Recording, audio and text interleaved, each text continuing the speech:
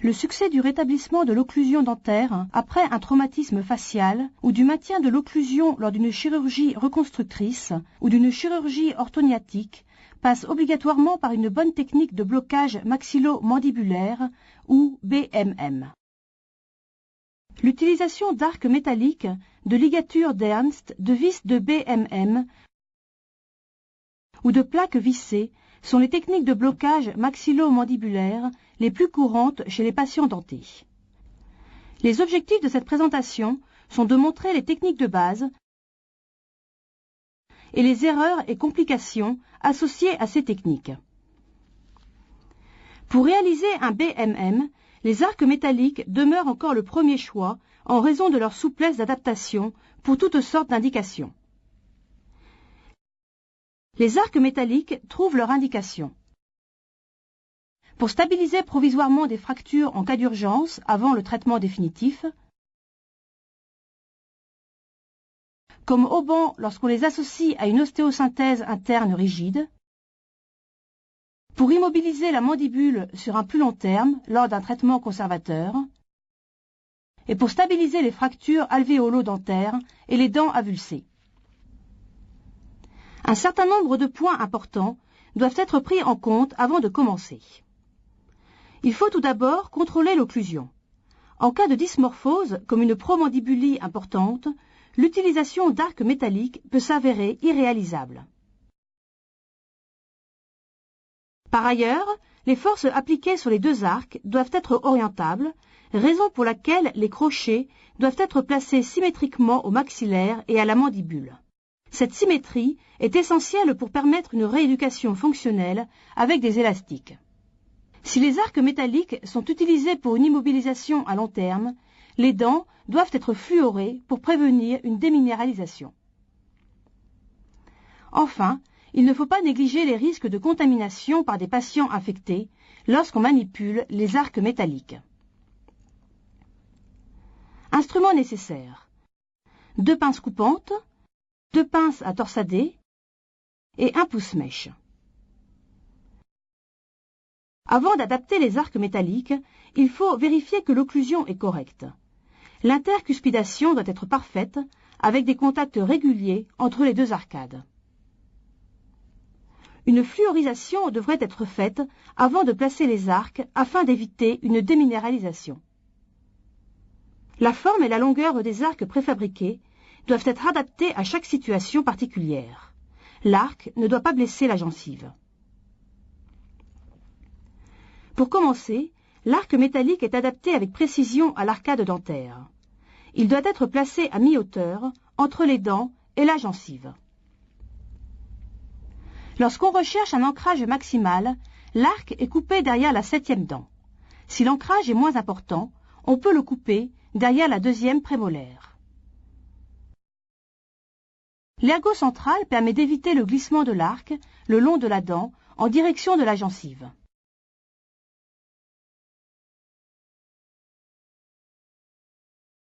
Pour fixer l'arc, on commence par placer un fil d'acier entre les prémolaires de chaque côté. L'extrémité des fils métalliques ne doit pas blesser les tissus mous.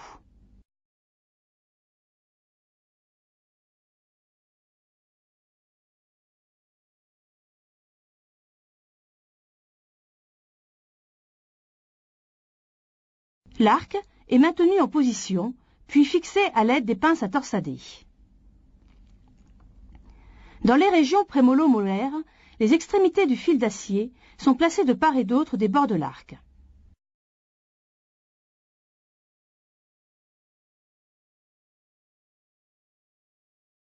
Coupez le fil avec la pince coupante. Les extrémités des fils sont tournées en direction opposée à la gencive pour éviter de la blesser.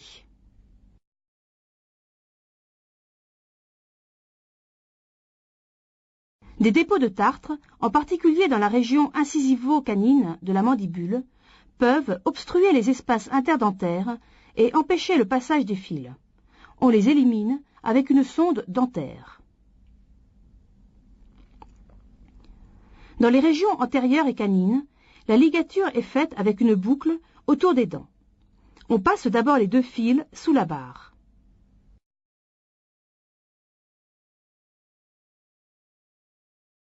Repliez ensuite une des extrémités autour de l'arc et torsadez le fil.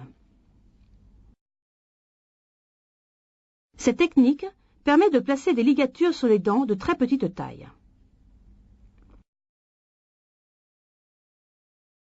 Avec l'expérience, on arrive à casser le fil d'acier par torsion à la longueur voulue.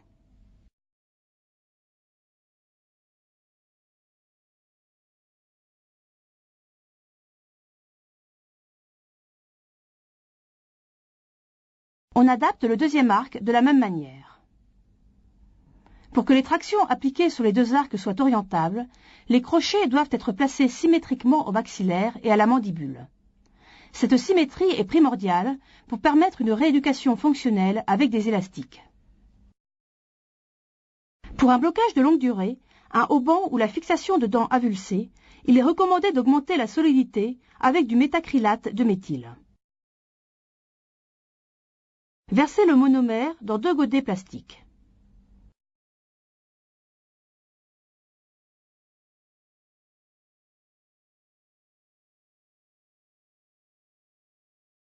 Ajoutez le polymère dans un des récipients afin de l'humidifier avec le monomère.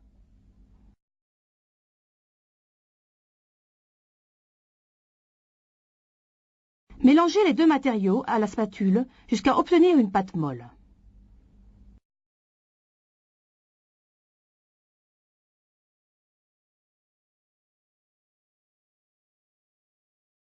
Le mélange est appliqué en couche uniforme tout autour de l'arc.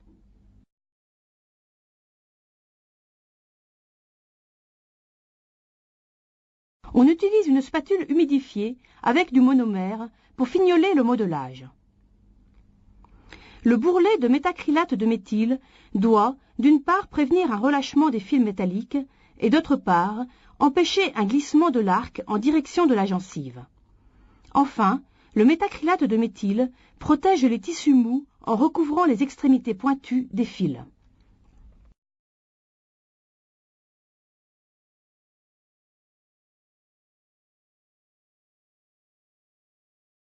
Une fois que le MMA durcit, retirez le crochet occlusal.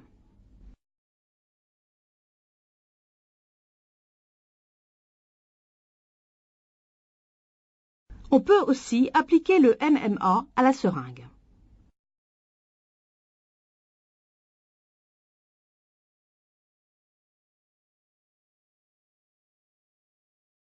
L'occlusion est rétablie et l'on peut installer des fils d'acier de 0,4 mm en boucle pour relier les deux arcs symétriquement. Les extrémités des fils sont coupées et recourbées pour éviter toute lésion de la muqueuse. En fin d'exercice, maxillaire et mandibule sont immobilisés en intercuspidation maximale. Un essai de mobilisation de la mandibule démontre la stabilité du système.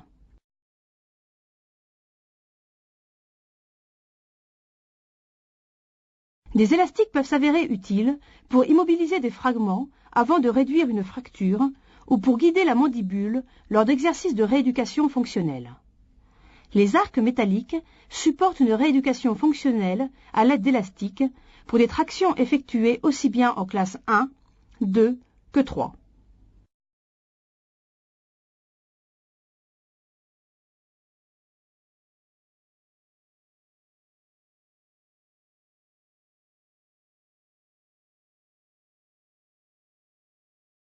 Le retrait des arcs métalliques est simple.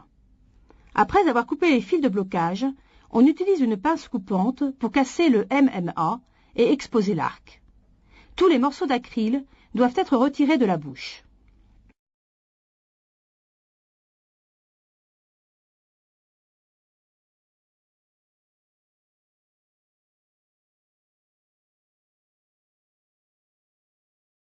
L'arc est sélectionné vers son milieu, puis replié sur lui-même, comme si l'on ouvrait une boîte de sardines. Ceci permet d'exposer chaque fil l'un après l'autre pour les couper facilement.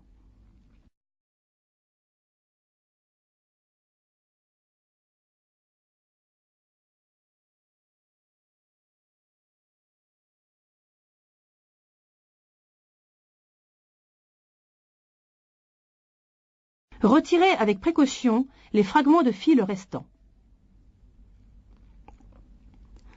Utilisez une sonde dentaire pour vérifier que tous les fragments de fil ont bien été retirés.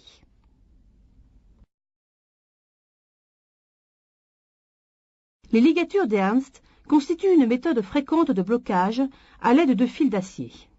Toutefois, ce type de ligature n'est pas aussi stable qu'un blocage par arc métallique. Les ligatures d'Ernst trouvent leur indication principale lors de blocages temporaires en attendant l'opération définitive et pour le traitement conservateur de certaines fractures simples.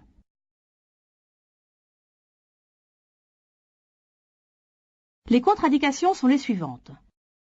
Fracture comminutive et déplacée et fracture segmentaire instable. Il existe un certain nombre de points à prendre en compte avant de commencer.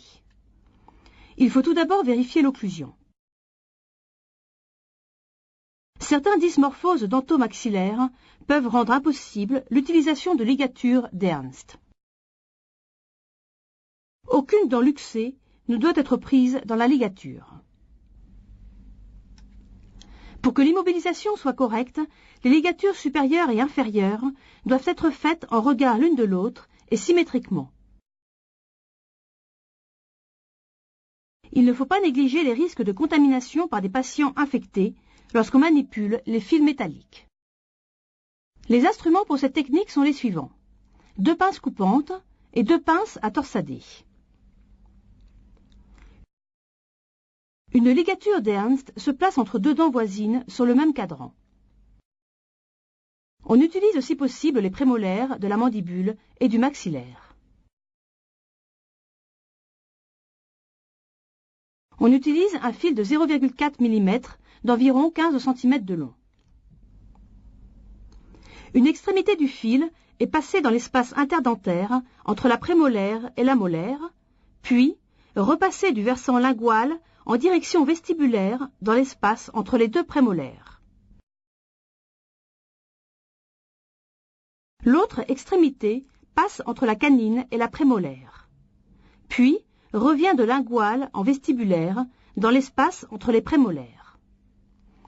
Du côté vestibulaire, une des 2 extrémités du fil doit passer sous la partie horizontale du fil et l'autre au-dessus. Serrez ensuite le fil avec la pince à torsader.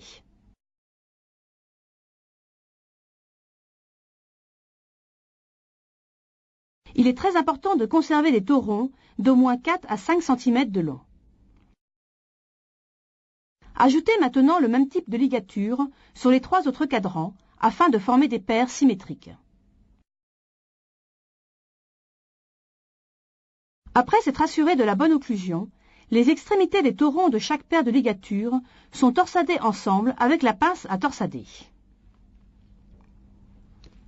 À ce stade, il faut prendre garde à ne pas casser les fils, au risque de devoir tout recommencer dès le début. Les extrémités des fils sont ensuite coupées et repliées vers les dents, afin de protéger non seulement la muqueuse, mais aussi les chirurgiens.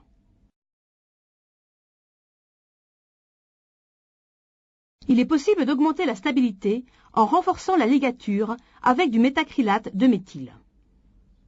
Le métacrylate de méthyle est appliqué autour des torons. On utilise du monomère pour fignoler le modelage. Si une immobilisation complète n'est pas nécessaire, ou si une légère instabilité est tolérée, on peut utiliser des élastiques de blocage. Pour accrocher les élastiques, l'extrémité des torons est repliée sur elle-même pour former des petits crochets.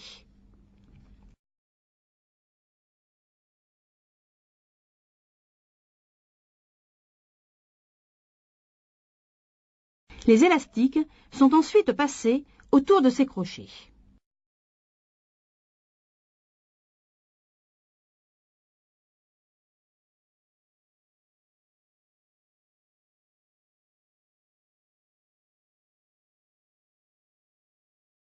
Les ligatures d'Ernst sont faciles à retirer.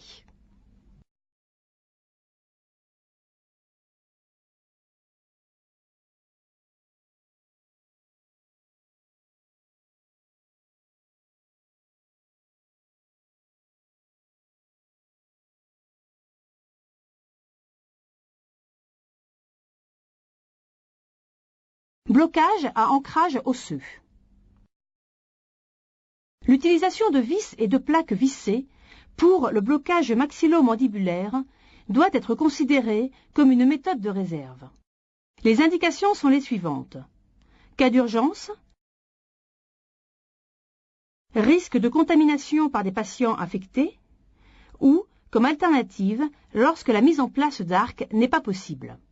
Schématiquement, les indications pour ce type de blocage sont les fractures simples, la chirurgie orthognatique et la chirurgie reconstructrice.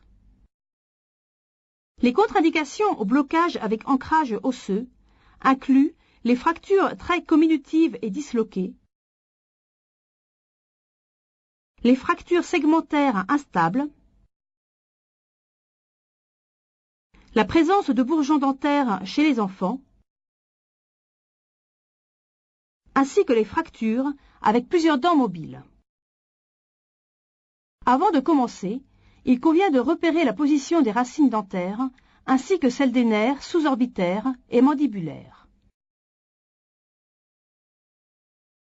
La position des vis doit être symétrique au maxillaire et à la mandibule. Relevons que le placement des vis peut interférer avec les voies d'abord ou les ostéosynthèses. Une immobilisation à long terme est déconseillée en raison des lésions muqueuses. Nous allons maintenant présenter l'utilisation de vis pour BMM et de plaques d'ancrage. Les vis pour BMM sont en acier inoxydable. Elles sont autoforantes et autotaraudantes. La tête de la vis est plus épaisse qu'une vis normale et présente deux orifices perpendiculaires pour l'insertion des fils d'acier. On utilise aussi un tournevis 2,4 avec sa poignée, des pinces coupantes et des pinces à torsader. Il existe plusieurs possibilités pour insérer les vis de BMM. L'endroit d'insertion est dicté par la localisation de la fracture. Le choix des endroits propices pour insérer les vis est limité par la position du nerf mandibulaire, par celle du nerf sous-orbitaire et par les racines des dents.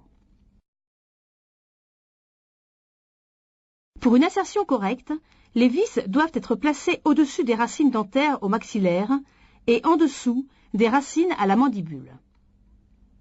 On les place en position latérale ou médiane par rapport à l'axe des racines des canines. Une vis placée en arrière de la canine assure davantage de stabilité latérale et permet de mieux contrôler la béance postérieure. Elle augmente cependant le risque sur le nerf mandibulaire. Les vis autoforantes et autotaraudantes peuvent être introduites directement à travers la muqueuse.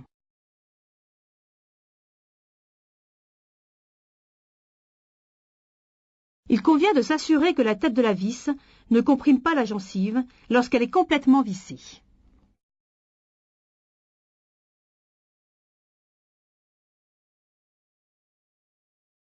Deux autres vis sont insérées de l'autre côté. Le blocage maxillo-mandibulaire est réalisé avec des fils d'acier de 0,4 mm. Le fil de blocage est passé autour de la gorge de la tête de vis. Avant de serrer les fils, vérifiez que l'occlusion soit correcte.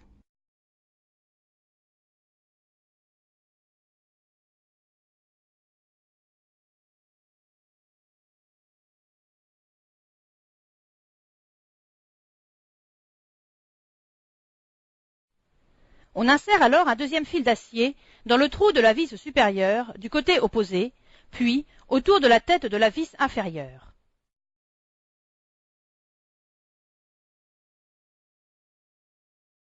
Pour améliorer la stabilité, il est possible de croiser deux fils supplémentaires.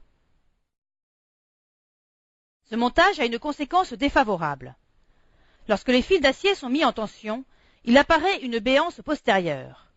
On peut y remédier en insérant des vis de blocage supplémentaires ou des attelles de Ernst en région postérieure. Une tension excessive des fils d'acier peut également provoquer une rotation externe du fragment postérieur. La stabilité de ce montage reste insuffisante en raison de la longueur des fils d'acier. Une dernière possibilité de blocage existe en utilisant des mini-plaques vissées comme dispositif ostéoporté. On utilise des mini-plaques d'adaptation 2,0 dans lesquelles on coupe des sections de 2 trous pour le maxillaire et de 3 trous pour la mandibule.